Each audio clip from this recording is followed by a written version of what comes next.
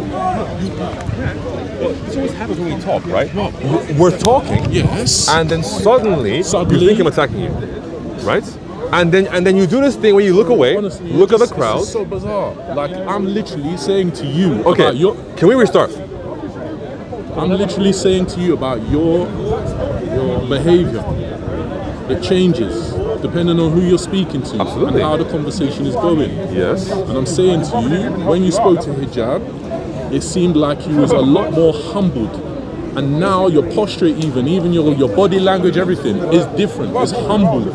Did you watch the entire debate by any chance? I watched enough of it to understand All right. that you met somebody who not only could articulate themselves properly, but whose body language, whose communication skills were not only your equal or better than yours, and it humbled you because he was able to answer all your questions. He couldn't. And he came to you with a question that you couldn't even answer. I did. No, you didn't. So, okay. So, if we're doing like a post-hijab review, we can do that. I was chilling on a fence with Mark, okay? So, I was literally leaning on a fence like this. I stayed leaning pretty much the whole conversation, right? So, if my body language was different, yes, I was relaxing. Normally, when you talk to me, I'm standing up, okay?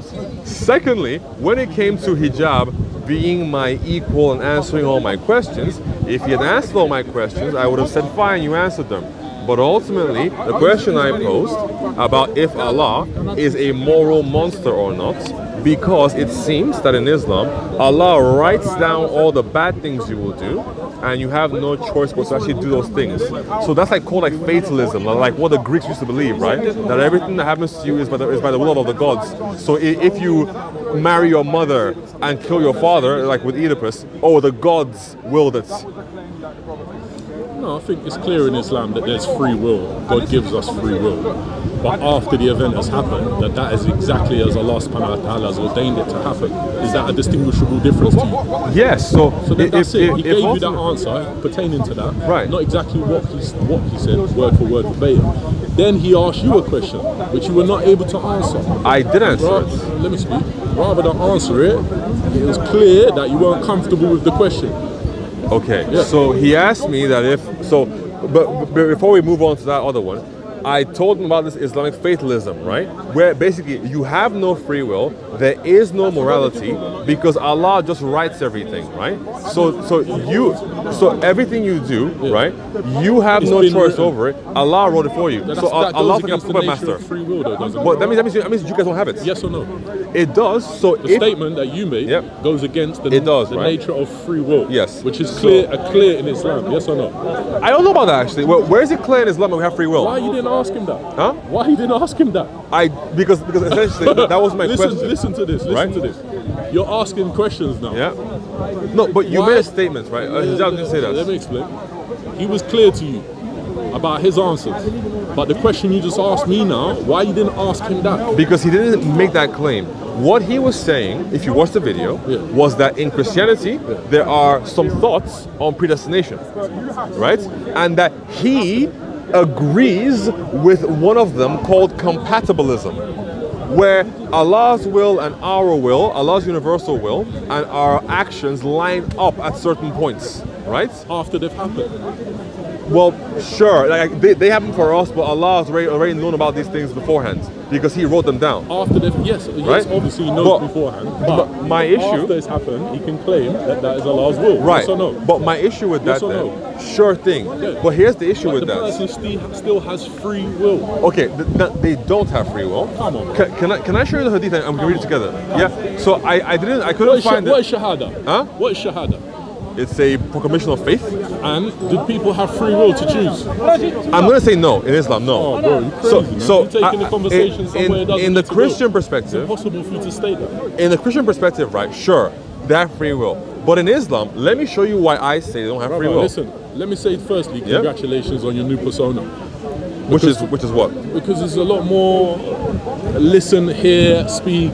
I prefer that. I was doing the same thing. Go watch it. It had to take you getting admonished by one of the brothers before you got there. Absolutely not, man. Oh, if you didn't watch the entire video, then you can't really say that. But I mean, if you say so, listen, go the for parts it. of your character are very likable. You seen that before? Due diligence. Bro. Okay. Yeah, that's it. So, if we look, for example, at this hadith here concerning the idea of predestination, right? You tell me what you take from this. These are questions that you need to ask the brother Hijab. No, and that was the very question I asked him. That was the very question I asked him, right? The hadith concerning you doing the deeds of the people of paradise. Let me go and find brother Hijab. He'll come and answer to you. Well, it was the same question. If you can find him, go ahead. I'll but go I think you need to see it for yourself, actually. I prefer, all I was coming to tell you is I prefer this version of you. Well, if you think so, but I would say if you feel like this version of me, right, then don't go watch the whole debate, because unfortunately the version you don't like comes out towards the end. So, you know, am I missing this thing again? Mark, by any chance, you have that predestination verse that we looked at, the Bukhari one? What, the Moses and... no, the one about doing the deeds of the people of paradise until your hand span away. Because I literally should have this in my notes, but I keep missing it somehow. Brother, listen, I'm going to go and have a listen to some conversation. I would say, before you go, give me 2 minutes, right? I say look at this and see it. No. I mean, what? Oh, there it is.